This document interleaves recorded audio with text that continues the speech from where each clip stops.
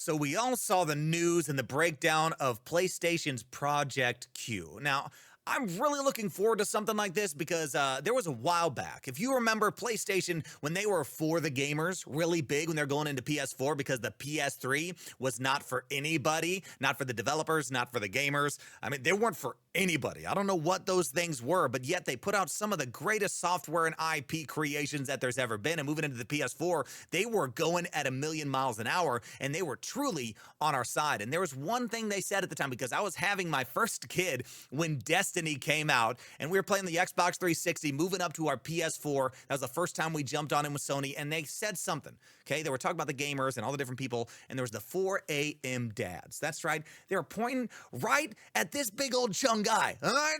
I am the 4 a.m. dad. I was up with my kid all the time, and I was ready to play games. But you know what's really hard? Was being able to boot up a full TV, get your console up and running, making sure you got your controller charged, because heavens knows a DualShock is not going to last you long enough for an entire bottle feeding, a burping, or you going insane after changing a big old blowout diaper, all right? So the best thing to do when you were gonna get up as that 4 a.m. dad was something amazing that they made, where I had my PlayStation Vita and a PlayStation 4 with remote play.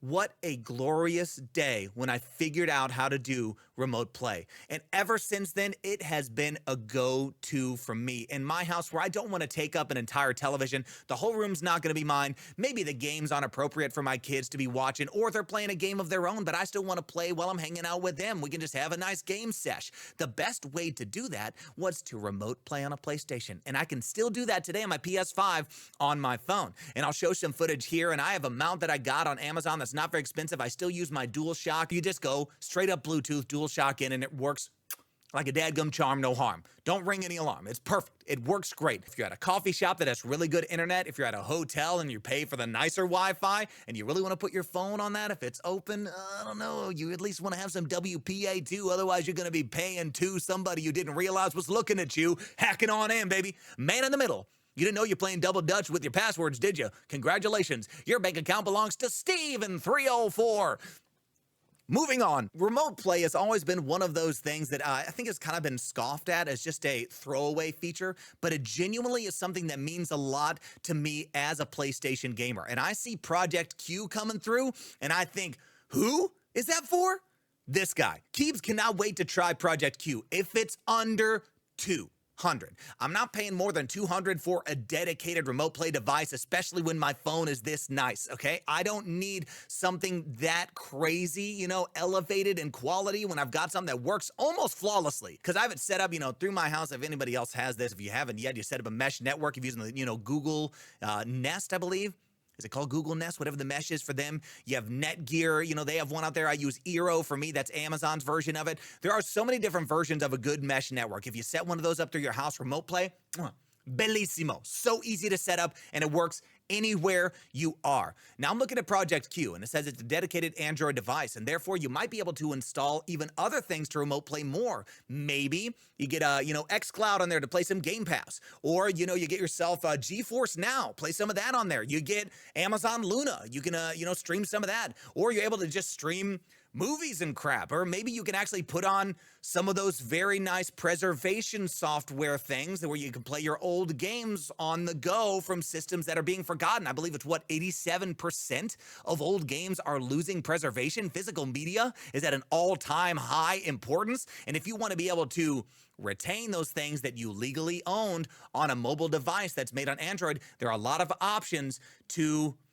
how do I say the word without saying the word? Ways to replicate your video games on an Android device. And it looks like it's got a DualSense on it. It's a full-size tablet. It's really nice. So if I'm looking at a price on this, I'm looking 150 to 200 is kind of my really, really good go-to A spot to buy this thing. But I'm thinking, if there is something that is dedicated for my remote play and I don't have to worry about my phone being charged or being in the right place, or, missing a call if I'm trying to play a game and it goes into do not disturb mode because it sets to game priority. There are things like that I just feel like it would be nice to have a dedicated, no worry, no holds barred PlayStation device to remote play on. And then I feel like the quality will always be at a sustained level from here on out, because the PlayStation PlayStation TV was not that. I loved my PS TV to play, actual Vita games and everything like that, and PS2 games you couldn't play on other stuff at the time, and now they're kind of moving to the way and make all of that available on the PS5 through the PlayStation Plus subscription anyways. So that's old. Get rid of that. Then you have the PSP and the Vita, the PS TV. Now we're moving on to maybe something that's going to stick around for a while because they're doing it with the most current controller and hopefully the most current version of Android we get on there, so it is going to be supported security-wise for a long time to come. I'm looking forward to projectQ, but mainly I wanted to show you remote play is already beautiful. Just with a DualShock, a mount, even a DualSense in a mount if you want to get that, and your phone, and Diablo 4. If we are looking for the golden poster child right now in current gaming to show off what truly makes remote play shine, Diablo 4, one you pick up and do a couple missions, maybe do a dungeon or two while you're hanging out. You don't have time to sit around all day, go down to the basement or go to your, man cave, woman cave, babe cave, I don't know, behave cave or misbehave cave if you actually get locked in a cave if you're a bad child. That's none of my business. Parents, where'd you get the cave? Can I have one? I hear they're very cool in the summers, and they're very cool to light, and the bats are good buddies. No, that's false. Abuse, you say. I'm good then. Whatever cave you go to where you have to actually make your way to it and be disconnected from everybody else to boot up your entire system, no. Look at this. Boot it up, 2 seconds remote play. As long as you're in standby, it'll wake it up. You're playing Diablo 4, you're done. You put it back in rest mode. You're good to go. You switch back over to phone mode, record your kids doing something precious, and after they go to bed, you go to your real system. Remote play is something I don't want to miss out on ever. And if projectQ is going to solidify this being an actual focus for Sony for the foreseeable future, the 5-seeable future, or the 6-seeable future, I'm in for it. But for now, remote play, big for me. What do you think of it? Let me know. We'll talk again soon. Thank you so much for checking out a nice big old search and lurch here in the Keeves Dome. All right, cookies, deuces, truces, move your cabooses. All right, I'll catch you later.